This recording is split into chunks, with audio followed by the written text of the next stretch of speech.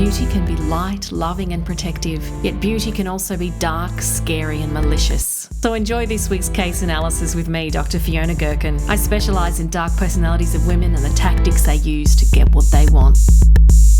Hi, I'm Dr. Fiona Gherkin and welcome to today's episode. And today we're going to be talking about Australia's most infamous financial fraud case, and that's the case of Melissa Caddick from Sydney, Australia. It is definitely a tale of betrayal and mystery and some really bizarre things and conspiracy theories. So let's get into her story. So as per usual, I'm going to describe the case, we're going to talk about some of the behaviours, and we're going to look at how they match with the dark traits. So Melissa Caddick was a self-employed financial advisor and she had orchestrated a multi-million-dollar Ponzi scheme, defrauding investors to the tune of $24 million. She was super clever in how she did this. And one of the quite upsetting and I think disturbing things I found about the case was a lot of the people that she defrauded were actually her friends and family. She didn't actually have a lot of clients that weren't part of her social group. And most of them believed in what she was doing. She claimed to have invested a lot of money in the past and made a lot of money for herself. She lived in this massive mansion in Dover Heights in Sydney, overlooking the Sydney Harbour, and she had the most lavish clothes and jewellery, and they would go on ski trips every year. So she gave that presence of actually having a lot of money. So people thought they could achieve the kind of wealth Melissa had by investing with her. And like I said, that included her family and friends. It even included her parents and her brother. They wanted to support what she was doing, support her business, but also support themselves to gather some financial freedom. Sadly, what Melissa was actually doing was she was using that money to fund her lifestyle. So if you know what a Ponzi scheme is, it is where people invest money, but it's not actually invested appropriately. That money is then used for whatever purposes you like while you get new investors. And if an investor pulls out, they basically get money from a new investor given to them. So it actually looks like people are actually earning an income, but they're actually not. So in Melissa's case, she had gotten away with this for quite a while, as you can imagine. Amassing $24 million takes some time. And it was only a complete coincidence that she was found out, where she had misused and fraudulently taken another financial advisor's number and was using that on her documentation. She was creating false statements for investors, and they truly believed that she was investing their money because she went into all this detail in terms of, like I said, putting together these statements for them that actually looked real. And she put a lot of work into making sure they looked real and that they'd come from an investment institution. She was dobbed into the Australian Federal Police, who raided her home in November of 2020. They took a lot. I believe the video, there's tons of documentaries on Melissa and there's podcasts and stuff, but there is a documentary that shows the raid on her home and shows her standing there and pointing out the clothes and the jewellery and all the things that they took from her. This was obviously quite distressing for her, and so ASIC came in, which is the Australian Investment and Securities Commission in Australia, part of the Federal Police, and they came in, took these things and expected to start building a much bigger case against Melissa. The next morning, she was due to front up in court and she didn't appear. And it was discovered that she had left the home early hours of the morning and not returned, and nobody knew where she was. It was believed that she had potentially disappeared or she had jumped off the cliffs that were just near her home, because she would often go running of a morning. The crazy thing was the Australian Federal Police, she did have security cameras, but they took those security cameras in the raid the day before, so there was no footage of her leaving. She hadn't taken any items with her, like her phone or her keys, anything like that.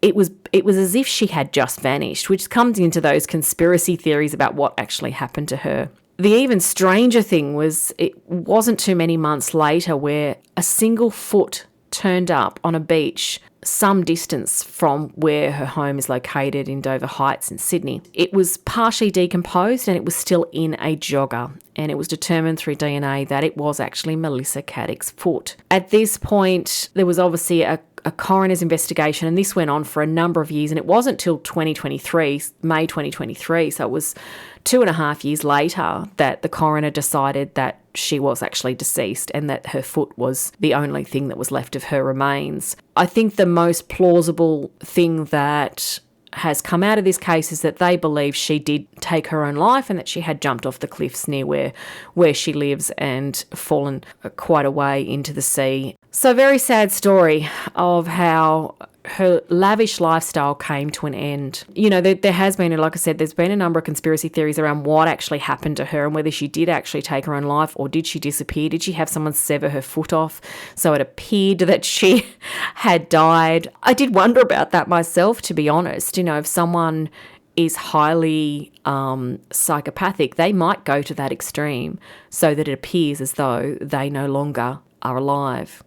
Now, Melissa was a mother. She was a single mother who had remarried, and I believe her teenager at the time is living with her partner, Anthony Coletti. So a lot of people said she never ever would have left her child, and I suspect that is possibly the case, and that maybe that the finding out of what she was up to led to her taking her own life, sadly. I know some people think, oh, well, good riddance to her, she's a fraudster, but I don't believe that. I think we all should have the opportunity to redeem ourselves. And, in Melissa's case, I have read her story extensively and watched all the documentaries and there's that much content out there online if you are interested in this case. And it was interesting, some of the early writings around Melissa about her early working life where she'd gotten away with small level fraud. I remember reading about one employer that she worked with who found out she had taken $10,000 from the business. And instead of actually having her charged for fraud, they basically gave her marching papers and had her leave. But she never was asked to repay that money, as far as I'm aware, and she basically got away with it. This is what happens with people that often display behaviour of a dark nature, is it doesn't happen all at once. They don't just suddenly decide to commit $23 million worth of fraud. It's something that does happen slowly. So especially in cases of fraud, and the same would have happened if you listen to the first episode in Dark Beauty of Elizabeth Holmes, these things happen incrementally. They don't happen overnight. So people get away with things and they try bigger and bigger things and test the waters more and more to the point where they're at their biggest scheme. And that's exactly what happened with Melissa. Over the years, she had gotten away with things and she'd gotten away with being manipulative and deceptive. And she was highly calculated and she continued to get away with stuff, so she continued to do it. And it was only ever going to be a problem for her if people all at once asked for their money back, or if the Australian Federal Police found out. Clearly that was a problem as well. So let's talk about some of Melissa's behaviours. So she was seen as quite likeable and charming, very psychopathic of her, but she didn't actually have a legitimate licence. She lied about that. She didn't have a financial licence. She fabricated the statements. She convinced victims their investments were thriving.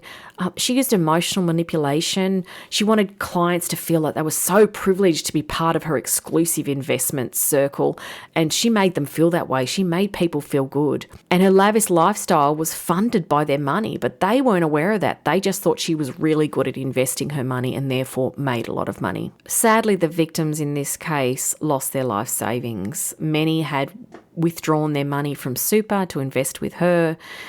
Many people are continuing to struggle to rebuild their lives. The last thing I read around this case, the great news was that thanks to the property market, her house in Dover Heights, I believe, has been sold, and most people have actually gotten their money back, which is fabulous news. So I think that is a positive that has come out of this, because that's not often something that happens.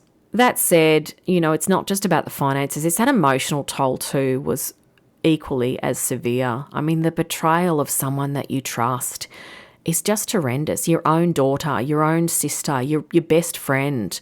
The level of anxiety and depression that these people experienced and the financial insecurity that they ended up in as a result was really, really sad. And there is a coroner's report, which is actually a really interesting read, because it talks a lot about how likeable Melissa was and how much faith everyone had in her, and what it's like to then feel so deceived by someone that you can't even face and tell them that you're mad at them because they're no longer around. And I think that really creates a barrier to closure for some of these people, especially family and friends. It just must make it so hard for them. So a class action lawsuit did commence with a $3.54 million settlement, but this was only a fraction of the losses. But like I said, I believe since then her home has been sold and the profits divided up between the victims. So let's now talk about Melissa's behaviour in terms of the dark triad. I'm not going to do the dark tetrad. I'm going to leave sadism off because I don't really think it fits in this case. But we are going to talk about psychopathy, narcissism and Machiavellianism as it relates to Melissa's behaviour. So she was never formally diagnosed, and again, I did not know Melissa. This is just based on my readings of her behaviours. So psychopathically, Melissa displayed a real lack of empathy and a lack of remorse for her victims. The fact that she was willing to steal money from family and friends and not feel guilty and then spend that money having a lavish lifestyle says to me this is a real sense of inability to self-reflect on one's own behaviour. But it was also her ability to be superficially charming that got her to where she was. You know, being so manipulative and so impressive, but so impulsive at the same time. And this allowed her to maintain this fraud scheme for some time. The challenging thing that I've wrestled with this case is that although she displays some traits of psychopathy, I think she hovers between both psychopathy and narcissism. Now, the reason I say that is if the theory of her taking her own life is correct, most psychopaths don't commit suicide. They are so self-absorbed that they don't see that as an option to get out of their behaviour. So I think that's probably the only thing that's a real sticking point. That said, there have been some more recent studies that have shown that female psychopaths are likely to commit suicide, whereas male psychopaths are not. I'm not going to talk about that today, but it's something that is certainly worth considering in terms of this case and the possible reason for her disappearance. So let's talk about narcissism. Her grandiose self-image and sense of entitlement were really evident in her lifestyle, which was funded by stolen money from people she loved. One of the things about narcissists is they believe they are special. They're above the rules. They're above the law. They're better than everybody else. They think they're super wonderful. I mean, Melissa thought she could steal someone else's license and fabricate statements and convince people to invest with her, and that there was nothing wrong with doing that if people were silly enough to invest with her. So I think she was very high in narcissism, definitely. That was really evident. Again, I think she certainly hovered between both psychopathy and narcissism. Let's talk about Machiavellianism in relation to Melissa. So she was highly strategic, she was very intelligent, but she was very manipulative, and she was very careful at how she crafted her, tight-knit investment circle. I think part of her keeping it so tight-knit meant that the less people that knew about it and the less people that invested, the less chance she would be found out for her fraudulent behaviour.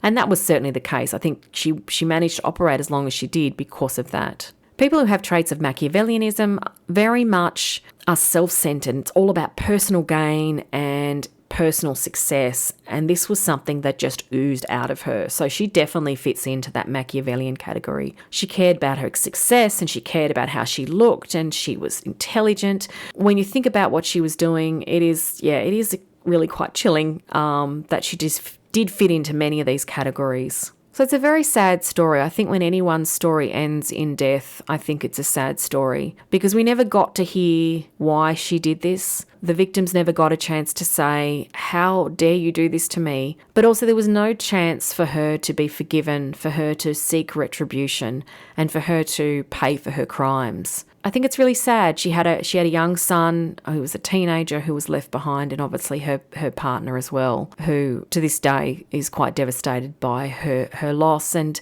he was quite oblivious to what was going on in Melissa's world. But I really hope for the victims that they are able to get some level of closure and justice in this case, and that her family and friends can forgive her, as hard as that often is. I think forgiveness is key to healing when we can't talk to someone face to face. I think if we don't forgive people for bad behaviour, I think we're destined to be trapped by it and destined to be trapped by our anger. So I really hope that my reading of the case says that, that many of the victims were able to get the majority of their money back, and I hope that's the case. And I wish them nothing but love and happiness, including her husband and her son. Thank you for listening to Dark Beauty today. I hope you enjoyed the episode on Melissa Caddick. It is certainly an interesting tale, and and an interesting ending to a case that was just beginning. Thank you so much for listening, and I look forward to you joining me next time.